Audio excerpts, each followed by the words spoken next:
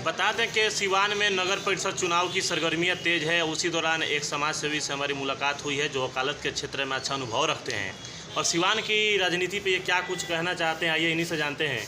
तो क्या कुछ कहिएगा, सिवान में देखा जाए तो राजनीति माहौल बना हुआ है। जो 20 साल तक शासन किए, तरह तरह से वो अब वादे कर रहे हैं जनता के बीच में जाके, और बहुत सारे दावेदार नए नए भी आए हुए हैं। तो क्या कुछ कहिएगा सिवान के लोगों से आप? नहीं, नया तो आप मत कहिए कि नया आए हुए हैं।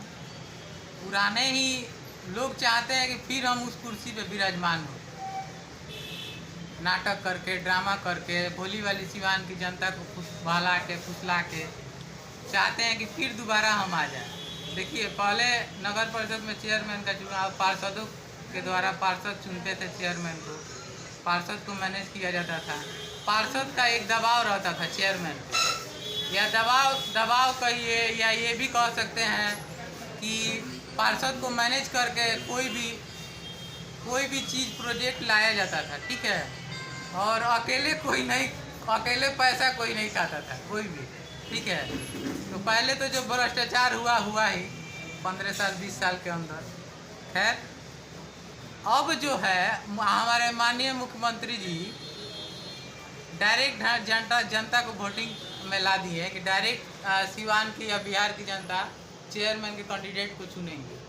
तो अब चाहते हैं कि अब पहले से भी ज़्यादा ये लोग चाहते हैं, पुराने लोग उस सीट पे फिर कब्जा करके, जो बेल जेल और खेल का कार्यक्रम जिन पर चल रहा है, तो फिर चाहते हैं कि हम भोली वाली जनता को किसी तरह भोला फुसला के, किसी तरह मिसगाइड करके हम चुनाव जीत जाए और फिर मेरा मतलब एक छत्र राज होगा। ना 2 साल पे कभी अविश्वास प्रस्ताव होगा, ना पार्षद को मैनेज करना पड़ेगा। अब वोटिंग डायरेक्ट जनता करेगी चेयरमैन को, और चेयरमैन का डायरेक्ट अपना मनमाना होगा। तो पहले से ज़्यादा लूट अब बढ़ जाएगी। तो क्या लग रहा है कि जनता वैसे प्रत्याशियों को वोट करेगी जो भ्रष्टाचार में और घोटाले में नामजद हैं? नहीं, ये अब होने वाला नहीं है। आप पिछले मुखिया का चुनाव भी देख लीजिए ना, 80% पुराने लोग हार गए, जनता ने नकार दिया। उसी तरह जनता अब बोल नहीं रही है, जनता अब वोटिंग के दिन वोट करके जवाब देगी। तो सिवान नगर परिषद की जो जनता है, क्या वो वैसे प्रत्याशियों का हिसाब लेगी चुनाव में जो 20 साल तक सिवान पे राज किए हैं और घोटाला किए हैं? एकदम हिसाब लेगी।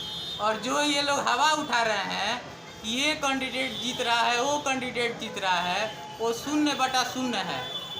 जनता कहाँ बोल रही है? जनता कहीं, एकदम जनता साइलेंट है। यानी सिवान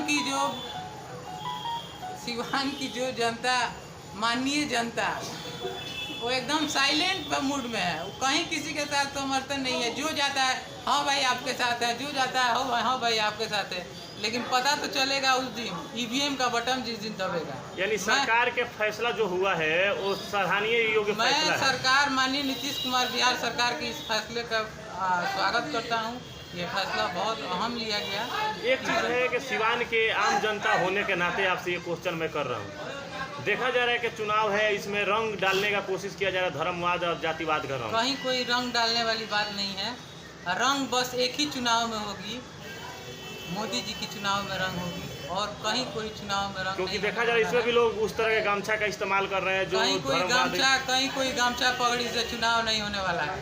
मैं आपको बता दे रहा हूँ। तो सिवान की मैं आपको फिर दोबारा कह रहा हूँ कि एक ही जगह गमछा और टोपी से चुनाव होगी, जो प्रधानमंत्री की चुनाव होती है, जो राष्ट्र हित में चुनाव होती है, जो राष्ट्र के भला के लिए चुनाव होती है, वहीं गमछा और टोपी का यूज होगा। और कहीं किसी चुनाव, कहीं कोई गमछा टोपी के लेके कहीं कोई चुनाव नहीं होने जा रहा है।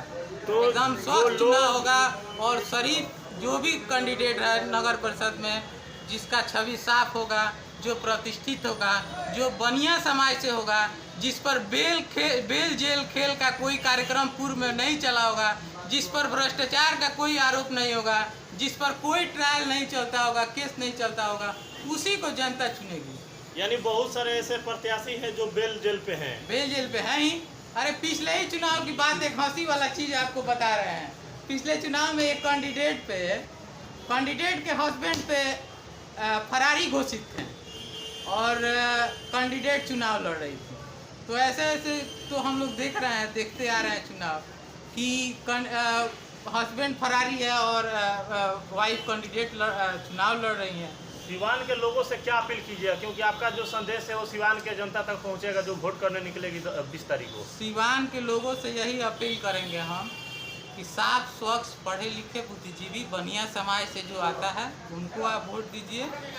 और आप ये देख लीजिए कि 15 साल में क्या विकास हुआ सिवान में। सिवान में एक भी लाइट लगा है, मान लीजिए कि स्ट्रीट लाइट लगा, वो 10 दिन जला और 15 साल 10 साल से बंद है। उसका मैंने पिछले मार्च में माननीय जिलाधिकारी को एक मैंने आवेदन भी दिया था, जिसका कॉपी मेरे पास नहीं होगा।